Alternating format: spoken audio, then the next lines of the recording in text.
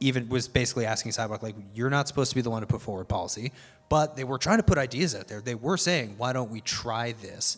And then the opponents were like, no, we like that even less. We want people and our governments who we've elected to come up with policy. And I think that was just an interesting lesson, and maybe future governments will learn from that to figure out, what do we care about, who makes decisions about how technology is embedded in our physical world around us.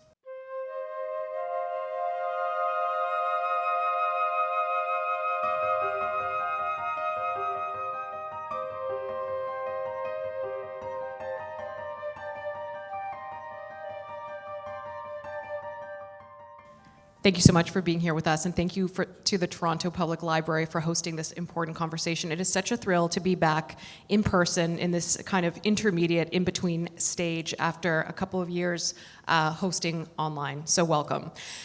We're going to jump right into it, and I am going to be watching the time. I don't wear a watch, though, so when you see me peek at my phone, I'm not texting my friends or tweeting the event. I'm doing a time check, because I want to make sure we have a little bit of time to throw it to you. Members of our audience, we will have time for questions. I'm going to take as many as I can. I might bundle some of them together, but I'm priming you now, because don't leave us hanging when we turn it to the crowd. John and Josh's books speak so well to each other. I could craft, I think, a very spicy graduate seminar built around both of them. And of course, Sidewalk Labs as a case study is a common thread here. The ambition, promise, and challenges of smart cities and the technology that underpins or seeks to underpin them forces us to reconcile with big questions, new regulatory and governance roadblocks that are surfaced when the digital world kind of pushes back into the physical one. And I want to be very careful about talking about the digital world. I don't want to differentiate that from the real world, because I absolutely believe, the digital spaces, we have to acknowledge this is part of our real world. I promised them I wouldn't do any of my own speeches. Okay, so there are a variety of important narratives that are raised in both of these new editions, these publications, which we do encourage you to check out at the end. And they just force us to reflect on the promise and risk of new technologies, how private interests may subvert public processes, intentionally or not, the role of civil society in shaping procurement decisions, and the mechanics of governance decisions themselves. Now, what do I have in my other pocket? Not just her cell phone, but I have a clicker. And we wanted to kick off, I think this is our icebreaker, with our visuals. John, do you want to talk about this first slide? Because you gave me the Metropolis image. So the first slide on the left is one of the renderings from the Sidewalk Labs project, and it was done by a leading architect. I don't know how well you could see it. There was a series of slides. They were very lovely, very fantastical, and otherworldly almost. Not unusual for architectural renderings, but distinctly so. And on the right, you see one of the poster images for Friends for Metropolis, Fritz Lang's dystopian film from the 1920s, and so in my book I'm thinking about the relationship between utopian ideas of cities and dystopian ideas. To the man with a folio, tell us about this one. So we'll get into this. I think, is this on? I can't actually tell from here. Yeah. Okay, all right, thanks. So in 2016, Sidewalk Labs, before they ever came to Toronto, basically put together this 437-page pitch book for what they wanted a city to look like. And what you see on this particular slide is what has actually turned out to be a rather high-definition version of my phone photo of this plan, this 437-page plan, where they were trying to design a whole new city that would include a climate-controlled dome on top of it. This document was hidden under what I was told at one point, a literal physical lock and key, until I got my hands on it in 2019. I haven't actually shared any of these images for it before, and I thought it'd just be interesting to show. They really did want to completely reinvent cities from the ground up, but for those of you who choose to read the book, we'll discover that that plan got completely exploded, and then they decided to bid on Toronto instead. But I just thought I would tease that out for anyone who might be interested in what Sidewalk was sort of planning to do prior to coming to Toronto in 2017. 2 more quick slides. Our other icebreaker was telling you about how these two met for coffee just before or just as the pandemic set in. So it's a sweet, sweet reunion on stage. What about this one? March 12th, 2020, John had just won the Atkinson Fellowship and said he was going to write about smart cities. And I was like, I had just gotten back from New York and had cracked open some of the early day stuff at Sidewalk. And I was like, if this project breaks ground, which is a naive thing to think, I could write a book about it. And I was sussing him out. And in the end, we wrote extremely complimentary books. So thank you for writing your book, John. Yeah, and thank you. And it was at 401 Richmond in front of the spacing store. And as I recall, we sort of did elbow bumps because it was like about a week before the NBA canceled its season. Sweet memories. So are you guys in this slide? No, this slide is actually what life would look like under the dome in the utopian future. So that's the weird grid pattern that you see there. Ready for the last one? All right. It's like, they're like, Vass, what did you put in this presentation? This is my final one. So this is what their utopian city would look like from an aerial view with sort of master planned neighborhoods, some of them radiating from around the central dome, which some people inside Sidewalk rather smartly pointed out that would you not create what is effectively a caste system by people who lived under the dome and people who didn't live under the dome? And that question was never answered because a lot of questions never got answered. I know many of us saw these, in the past, so I'm glad to bring forward these images. That actually concludes our presentation, so thank you. Might take this home. Just kidding. These are so valuable. I love a clicker. I'm not going to do our elevator question, which is, give us your 30-second pitch on what a smart city is, but we can roll into that. But in this context that can be very polarized between techno-optimism, techno-pessimism, just give us the deal out the gate. Are you guys both Luddites? Do you reject technology? What's the story? What's your approach when you think about new technologies? What's the framework? I would not be able to live without a smartphone. I got a smartphone the day I moved to Toronto in 2009 and would not have been able to navigate without looking like an idiot getting ready to get mugged, holding up a map every 30 seconds. I live and die by a lot of technologies. I think a lot of us here do. I'm certainly not anti-technology. Though I do drive a 2007 Honda Civic that is, I would love to not have to plug in like 3 dongles in order to listen to music on my phone, but the only reason I'm allowed it in that form is because I'm cheap. But I cover technology sort of from the globe and mail perspective. I didn't want to cover technology for a lot of part of my earlier career because particularly in the early 2010s, a lot of technology reporting was very fawning. It was very device oriented. It was, oh my goodness, like what is this next cool thing that we're going to do? And that didn't interest me, but starting around 2015, 2016, there was a shift towards more watchdog style journalism covering technology companies, and that very much interested me because it's very much in line with the Globe's vision of sort of holding larger organizations to account in the best interest of Canadians. And so when I approach my reporting on this, I would approach this the same way that a Parliament reporter would approach the PMO, or that a banking reporter would approach BMO. And what is in the best interest of the people who you should be held accountable to. So by no means am I a Luddite. I just take a very old school reporter's approach to technology, and that kind of critical lens. John, now's the time to come clean. So I don't think I'm a Luddite either. I'm not an early adopter. My own relationship with technology is that I want to learn it if I need to use it, and I'm not sort of one of those guys who sort of sits around thinking, oh, I want to find out what this gadget does and so on. I come to the subject this way. I have a degree in math from U of T from a long time ago, and so I like numbers. I'm interested in technology. I'm interested in the history of technology, and obviously I'm interested in cities. And so there are technologies that we use in our personal lives that that are consumer choices.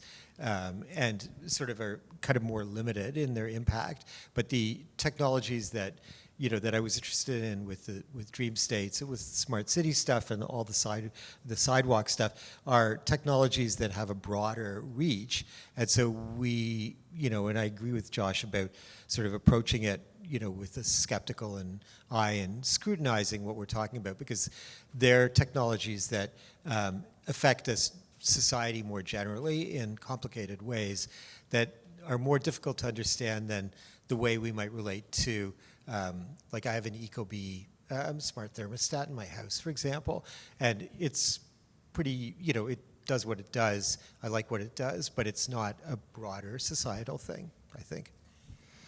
Also, yeah, sometimes the word smart, like how smart is that Ecobee? It's pretty smart, actually. Used to be a Canadian company, I believe, might still be. Vass, check your facts.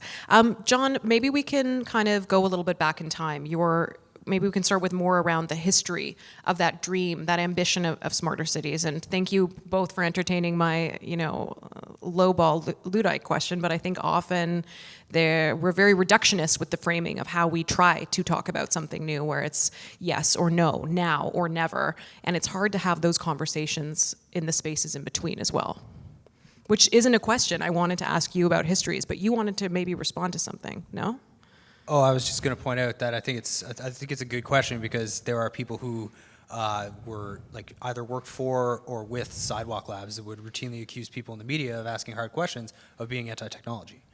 Oh. And it's basically trying to that's a tactic that's it meant to dissuade people from asking hard questions, and you just don't really listen to it and you keep going. But that is something that I've been accused of, and a lot of my colleagues have been accused of who covered this file. So I think it's a reasonable question. I was doing it in a lighthearted way, but that's good to understand too. John, we have a history of trying to imagine a better city and introducing, playing around with, trying out newer technologies, not always digital technologies. And you take us through a wonderful history in the book. I know you can't totally condense it, but take us where you want to go. Just watch me. So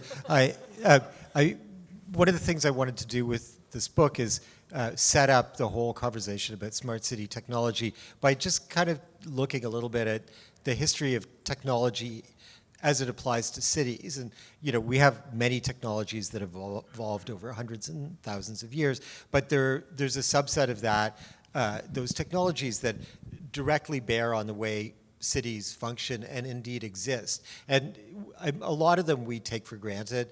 I have some very basic examples.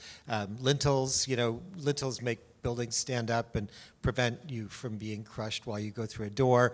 The S-bend on your toilet allows sewers to operate, and the invention of asphalt. There are a whole series of these technologies, many of them about civil engineering, that enable us to live like this.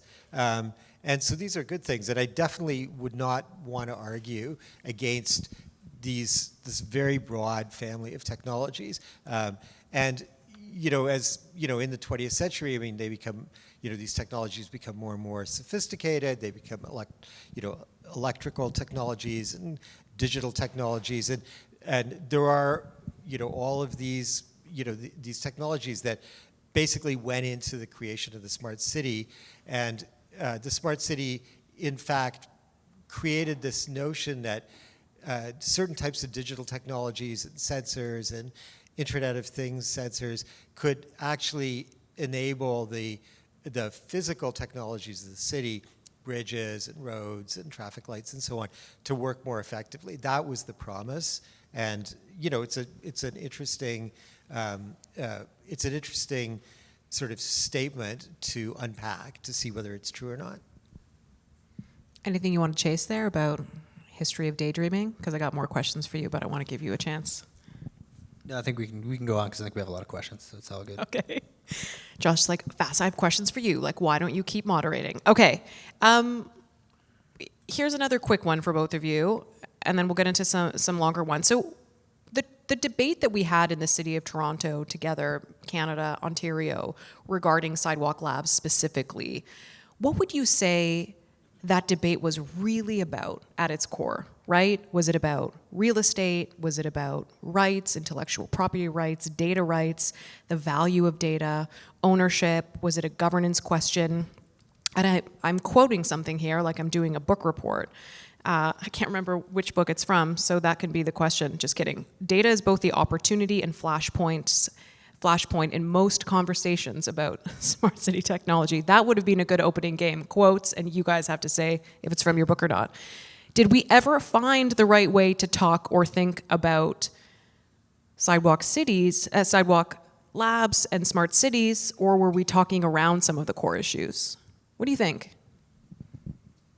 I think a lot of people were talking about the true bigger picture issues, and they were instantly framed as opponents to Sidewalk Labs, and people who were fans of Sidewalk Labs or who were paid by Sidewalk Labs made it look as if they were anti-progress as a result. What we witnessed here in Toronto was a debate over who gets a say in the future of cities. Like John's book really expands upon that in like a lot of really great and interesting ways of sort of how these inventions sort of rose throughout history to sort of underpin a lot of the literal physical infrastructure that makes up society. And what the debate over Sidewalk Labs was in Toronto was, who gets this say? And it fundamentally comes down to, is this something that is determined by individuals, or is this something that is determined by the market? And we never resolved that, and I don't know if we ever will resolve that question, no matter how many companies go into how many other cities, because we're in a market-oriented democracy. And so there's an inherent clash there. So I think that there were two big forces that kind of had a massive head-on collision with Sidewalk Labs. The first was that the city was in this process of reinventing itself as Silicon Valley North, and so there was, there's the Toronto Waterloo Tech Corridor. There was Donald Trump who who caused a lot of smart people, software engineers, and entrepreneurs and venture capitalists to come up, to Canada to flee, all the stuff that was going on. And it seems like forever ago, but the mid 2010s was a period when tech was really in its ascendancy, and it was really seen as something that was, that was the future of the local economy, right? The Toronto economy is built on cars, banking, mining finance, food processing, and then there was this magical thing called the tech economy, and we wanted to have a piece of it. So much so, in fact, that besides Sidewalk Labs, and everyone forgets this, that we bid to have Amazon's HQ2, which would have been a giant,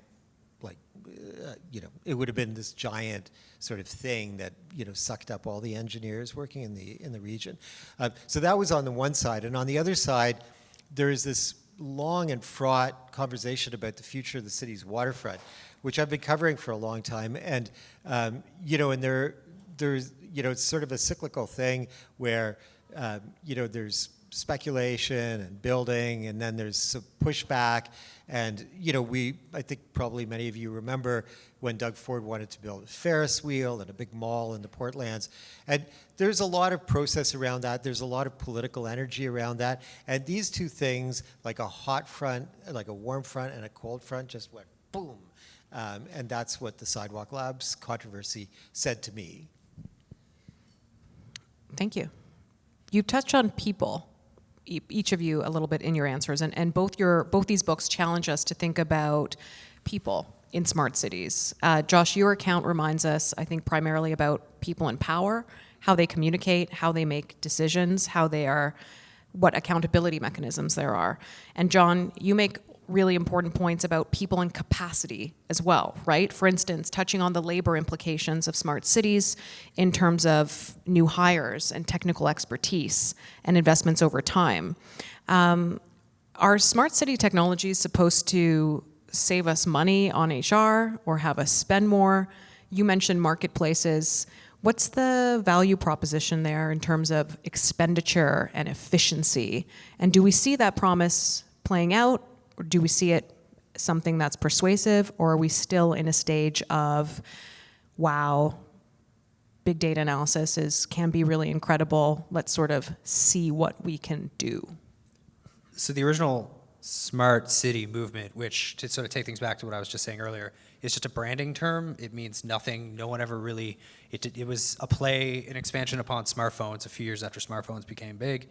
And a few companies like Cisco, Siemens, and IBM were basically selling these sort of functions to cities the way they had always sold functions to businesses that would make things more efficient, to save them money. That was the MO It was fundamentally a business-to-business play, and if I say, oh, business-to-business, usually that makes half the room falls asleep, which I think Sidewalk realized because Sidewalk actively tried to distance itself from that sort of let's make things more efficient for city government.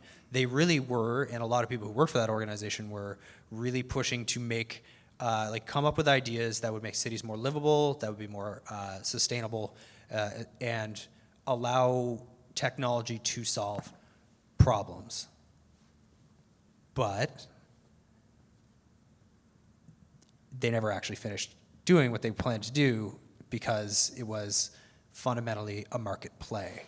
And one of the big stories that I actually wrote towards the end of the Sidewalk Labs saga for the Globe in early 2020, just before we had coffee, was there was this big another 600-page report. There are so many multi-hundred or 1,000-page reports that I think I'm the only person in the world who's read twice that wasn't paid directly by Sidewalk to write them. And one of them, they basically laid out all these plans being we're going to have to upgrade all of this software. We're going to give you some really cool technology, but you got a choice. And we're going to let you pick that is, do you want to basically pay to have someone on hand to upgrade the software for you on the city, and they're going to be on your salary, or do you basically want to pay the equivalent of a license fee, which is every time Microsoft Office says, oh, you got to pay us another $200 if you don't want someone to hack your computer through Word for some reason. Imagine that, but scale up to every telephone pole in the city. That was a question they asked, but made a choice not to answer. Part of that is because they did walk away, but now the company doesn't even exist anymore. And so, yeah, really was are we trying to save money? And the answer is, I don't know, because they said that they were different from all these other organizations, but then didn't really come prepared to answer the question when asked directly. Anything you want to add? Could I ask him a question? Sure. Okay, I've got a question for you because What's up? I have a theory about this.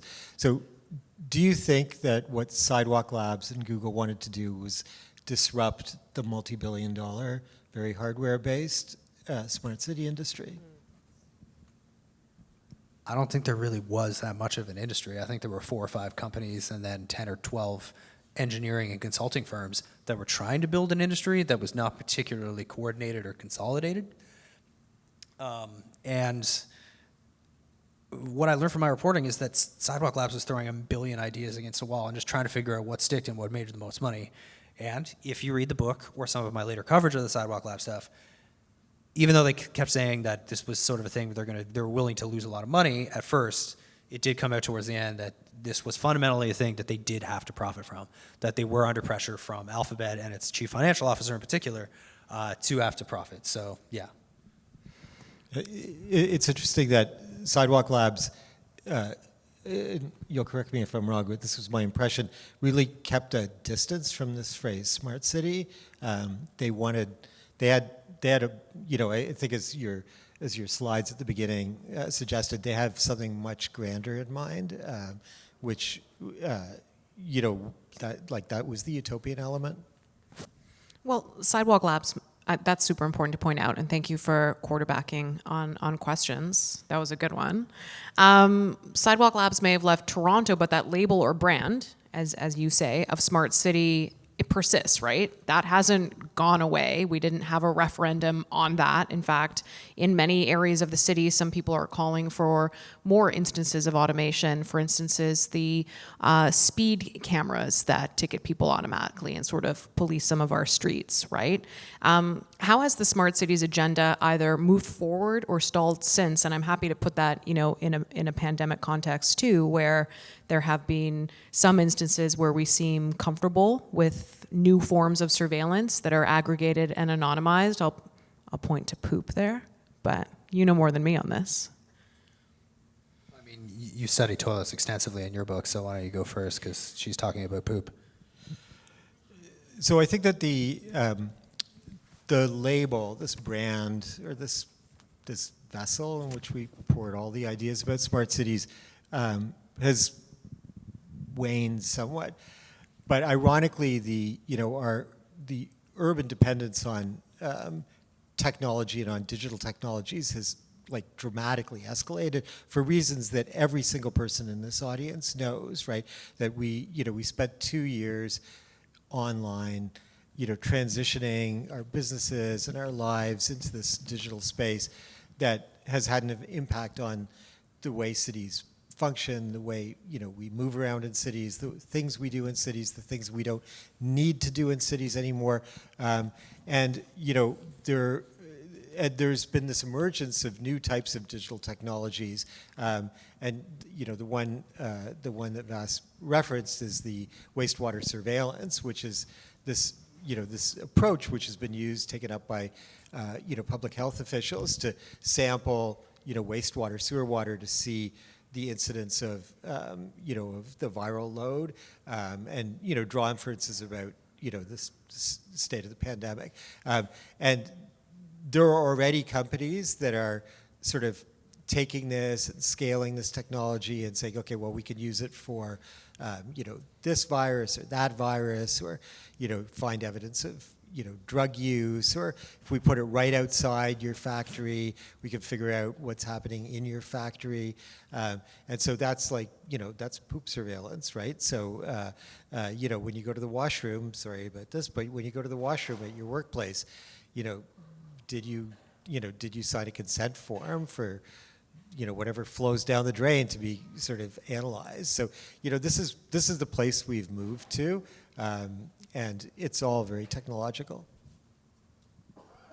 I'm going to answer the question, I think, in a little bit of a different way, is to sort of zoom out on sort of what the future of smart cities is I think it's really forked right now. I think what we learned in Toronto and so the other case study in my book, sort of 10%, the rest of the 90% is what happened in Toronto, but the other case study in my book is the sort of movement by a bunch of activists in Berlin who more directly pushed away a Google startup campus from the neighborhood of Kreuzberg.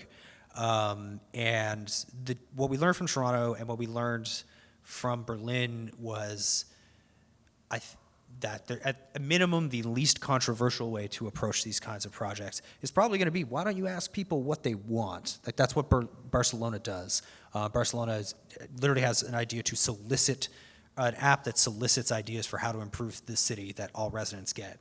And then the other direction is even further in the direction of the Sidewalk Labs went, which is sort of so if that was the bottom up, like, let's see what the people want and get what they want, the other is the very top-down mode that Sidewalk Labs tried not to be, but ultimately was accused of being, which was, here's a bunch of great ideas. And as a quick aside, like the 1,500-page master plan that they put out in 2019, where they said that a lot of those ideas came from consultations with the Torontonians. If you had actually read a lot of the documents that they had made public and the ones that I was leaked, a lot of those ideas they actually had, and they were just looking for a stamp of approval. That's just going to keep happening. If you look at NEOM in Saudi Arabia, it's a master plan community that's just going to be filled with smart city technologies that's just being designed by an authoritarian government to try to showcase smart city technologies to the world, including this extremely long city that's literally just called The Line. And then Mark Laurie, the founder of diapers.com, is taking his billions, and he is trying to build, much like Larry Page wanted to do before he started Sidewalk, and what Sidewalk was born from, which is to build like a sort of very loosely regulated city that you can sort of fill with interesting ideas and potential experiments, and sort of it's the idea of how far from government restrictions can you go to do these sorts of ideas. So you're going to see more top-heavy approaches, but you're also going to see more bottom-up approaches. And I don't know if one is going to win or if we're going to see those two movements clash again like we did in Toronto, but the future is sort of this great divergence. Well, the wastewater surveillance is kind of like a bottom-down approach. Just kidding. That was a poop joke again. But I actually think it's a good example to bring up in terms of a form of surveillance. I'll move away from this. Obviously, I have other questions. It's just the poop joke times 10. No, but it is a form of surveillance, aggregated, anonymized information that we did not have a referendum on, that we did not have a conversation on, that nobody came to City Hall and pitched a few years ago, you know what you could really do with your wastewater? Let me tell you this. It was born out of a kind of necessity, and maybe that helps us think of some of the smart city interventions in terms of, or potential interventions, right? How we start to sort and sift through the nice to have and the need to have as we continue to reimagine and daydream about better cities. Because, hey, many of us are here in the city of Toronto right now. Not hard to imagine a better city, right? Okay. Josh, new question. Not Vass's stand-up anymore. Some of what you chronicle in Sideways seems to suggest a kind of naivete expressed through federal government memos that we're excited about the promise of maybe the economic development associated with the Sidewalk Labs project in a way that might have failed to recognize or anticipate what is now commonly accepted as some of the potential risks or harms. And I think this mirrors what you were touching on earlier in terms of maybe some of how your own journalism has evolved, right? We know a lot about public policy and how media has evolved over time, going from being dazzled to being a little bit more critical. In hindsight, should we be embarrassed that we were a little bit wooed by this promise? Or what was it that made us vulnerable to the seduction of a concept? And, you know, a lot of people did compete for H2Q, and in hindsight, people view that as kind of a free data for Amazon about economic development and kind of placemaking. Very long question, but should we be embarrassed, or what can we learn from how we approach this from a policy standpoint? As a reporter, I'm not going to answer whether or not we should be embarrassed. I will look into the audience and take a look and see. But I can't say, and you don't do this with a news story, but when you spend 4 years covering a project, I have looked at dozens of email threads and memos exchanged within the federal government, and particularly during the first term of the current Liberal government, there was extreme naivete about what big tech was doing and what its power was. But I need to reflect that in society more broadly at the time, there was nothing more progressive looking than a job at Facebook or Google. And if you were a politician at the time and you had a chance to get into boardrooms in Davos and Sun Valley and all those other places that they all hang out, you are probably going to see if you can get those people to come and bring you jobs. If I were running a country, would I be looking at foreign direct investment as a 3D puzzle instead of a 2D puzzle? I'm just going to let that question linger rather than answer it. Yeah, I was like, because it's being recorded, and maybe at some point you could be running a country, so you want to be careful. All I'm saying is I've collected the evidence, and the evidence pointed to a pattern that there were no hard questions being asked. And if there were hard questions being asked, which only really substantively happened after media started asking questions, they were in the framework of, okay, yes, but we don't want to lose these guys. And only after that, only in the second term, did the federal government start, in one very quick shot, start putting out a bunch of bills to actually try to grapple with big tech's power. They did eventually learn that lesson. Mm-hmm. How many of those bills have passed? I think the answer is none. I could be wrong. I study this, and the answer's none. Yeah. I don't have to check my notes. But we're getting there. Fall legislative session coming back. Do you want to chase that question? Yeah, I think that we were really in the thrall of this sort of innovation agenda, which was a point of differentiation for the federal Liberals compared to the Stephen Harper government. And, you know, it was forward-looking. It sort of ran against the hewers of wood and drawers of water cliches about the Canadian economy. It was very urban, so it ticked off a lot of boxes. I completely agree that it was naive. And, one of the things that I found interesting in researching some of this is that there's like this long string of failed smart city projects, which were basically, real estate plays that had this kind of, frosting that involved, beautiful technology that was going to, do all sorts of wonderful things. And, you find them in India, you find them in South Korea, you find them in Indonesia, in Latin America. And then the biggest of them all was like hidden in plain view, which is Hudson Yards in New York, which is where Sidewalk Labs' office is, and which is this, this mega development, not a success in my view, that was wired to the nines, and this is what the part of the vision was. The CEO of Sidewalk Labs was the deputy mayor of New York, who, of course, pushed through Hudson Yards to exist. Dan Doctorow. So now we're talking about people a little bit more, and let's come back to my earlier people question. Don't worry, I won't read it again. I just have a related one. I sort of think that Toronto's experience with Sidewalk Labs illuminated the significant interplay and competition amongst voices for seniority, for influence, for power. We had Dan's Rolodex.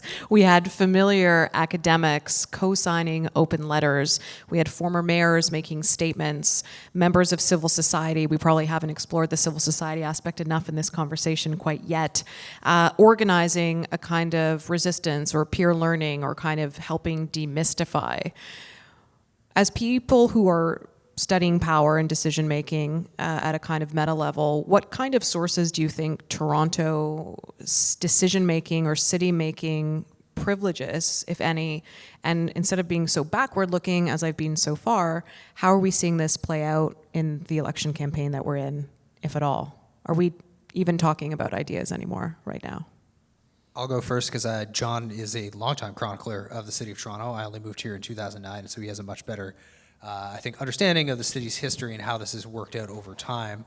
I will say that when I moved here from the Maritimes and was deeply surprised at how deeply insecure Toronto is and how its people in power are constantly scrambling to be adjacent to anything that resembles greatness.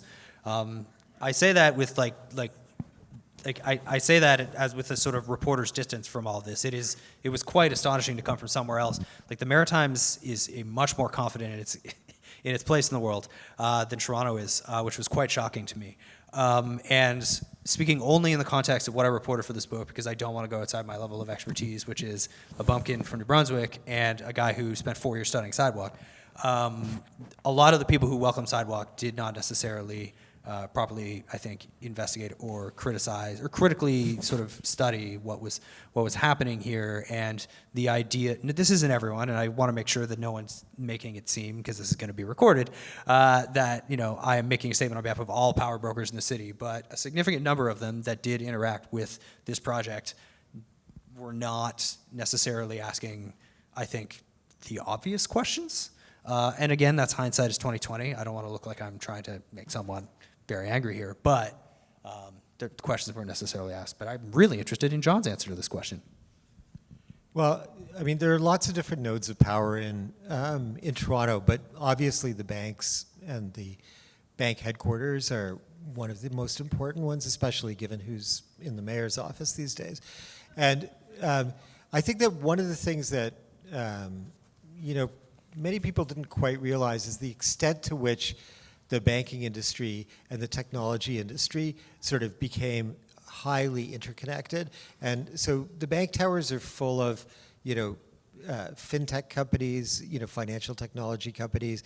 The banks are nervous about the fintechs. They buy them so they don't, so the fintechs don't swallow them whole eventually. A lot of the money that, flows out of, technology companies on King Street West into excellent restaurants. This is where the new economic clout lives. And there were people who were close to Tory and close to the province and close to the prime minister who were very connected to that world, and who sort of elevated it to being the next kind of big source of economic attraction, right? That was the thing that was going to bring jobs and prosperity to the city. And it was forward-looking, it was modern, it was all these things that, that Toronto likes. Toronto likes to think of itself as modern. We always have. And, post-pandemic and pre-pandemic, I mean, the political conversation couldn't be more different. You don't hear, municipal politicians sort of singing the praises of the tech industry anymore. There was a sort of there was a reckoning about that. And, I mean, nobody's talking about anything in the municipal election, excuse me. It's like it's a very dull election. But it's certainly not an election about about technology. And in fact, the other great node of power in in the Toronto area, which is real estate development, has sort of reasserted itself as this, important sort of source of political patronage and power, and that's basically what we're talking about. Yeah, I find the silence on like bigger ideas kind of alarming right now. I've got 2 more questions for our guests, and then I'm searching for Sergio, who's carrying a chair, kind of a wrestling move over there, but he'll give me an indicator where to go when you have a question as I turn it to you. So in discussing the ambiguity and frustration with the regulatory lag that has come to characterize the relationship of our governance institutions with newer disruptive technologies, or maybe just technology in general, let's be real, I often remind my students that amidst this amazing growth and decrease in the cost of the computational power, processing, big data, et cetera, our governance institutions, that computational power hasn't even increased with like a step function, right? So in contrast, if anything, our legislatures sit less often, we pass less legislation, and that creates even more competition and pressure for big capital P problems to be prioritized. And frankly, in the policy world, by the time something is a problem, we've probably kind of all not done our jobs very well. So do we have the right policy environments for smart cities? We probably didn't to thrive, but if we did have a stronger policy environment around privacy and data governance, how would that have changed some of the conversation that we were having, right? Was this conversation, back to that earlier question around what we talk about when we talk about Sidewalk Labs outside of smart cities, are we really talking about the gray space with these other policy priorities? Yes. Okay, check mark. Yeah. Like the biggest gap in society that this whole saga showed us, and which a significant number of the people who oppose Sidewalk Labs were trying to say was, if we want all these cool things, let's make sure that human rights are protected, maybe just from the beginning. And to Sidewalk Labs' credit, they really did try to propose frameworks. Unfortunately, no one asked them to, and even the government agency, Waterfront Toronto, whose name, surprisingly, I don't think has come up yet tonight, but Sorry. it's all right. But the government agency even was basically asking Sidewalk, like, you're not supposed to be the one to put forward policy, but they were trying to put ideas out there. They were saying, why don't we try this? And then the opponents were like, no, we like that even less. We want people and our governments who we've elected to come up with policy. And I think that was just an interesting lesson, and maybe future governments will learn from that to figure out, what do we care about, who makes decisions about how technology is embedded in our physical world around us. I'll just say this quickly. So I think that one of the positive legacies that Sidewalk Labs left us with is that the debate about all of these topics that we're discussing tonight really came to the fore, right? Because of the coverage of people like Josh, and because of the activism that that sprang up around this proposal, that we really learned why municipal governments are very challenged to regulate this stuff, why our privacy laws are inadequate, all of these things. So we had an important lesson in the relationship between the policy world and these very rapidly developing technologies. And when I was doing the research for this project, I sort of began to think in trying to divide these technologies into 2 broad categories as a way of thinking about whether they're positive or negative. And the dividing line is whether they bear on individuals and people and the movement of people, or on the operation of urban systems and like roads and civil things, that infrastructure, things that are built. So energy systems, smart energy systems in a world where we need to decarbonize and move to a much greater use of electricity and distributed energy. Really an excellent application. Monitor, sensors in public space that, are saying, oh, okay, well, we could figure out who's moving through a public space and when, and we could optimize and change uses and blah, blah, blah. Not so good. So that's, those are just 2 ways of thinking about what the legacy of this project was. Well, we're running out of time. We still don't have jetpacks. Sergio's out in the audience. He's looking for your hands up to chase this next question from me, which is my final one for the panelists. There's so much to learn from the analysis you've both done. Sorry for not mentioning waterfront. I did not have enough minutes. And in some ways, it seems like what Toronto takes away from the Sidewalk Labs as a case study is that it may have been a failure of government relations and or a lack of appreciation for civic culture, maybe coupled with our policy desire for this somewhat elusive thing called innovation. But there's a lot that other people can be learning from Toronto. So what do you hope that internationally, people around the world take away from Toronto's experience? How can Toronto be constructive and productive here to the broader conversation? And, coupled with that, if you want to go a different direction, what should policymakers be learning from Sidewalk Labs, again, as we go forward? Policymakers in cities everywhere, I think, need to be asking themselves the question, who should benefit when you design a city of the future? I don't know if that question was asked enough when cities were first born out of the feudal system, but I think we have a little bit more freedom now to ask the right questions and think who should benefit and who gets to make decisions when we're designing these things. John?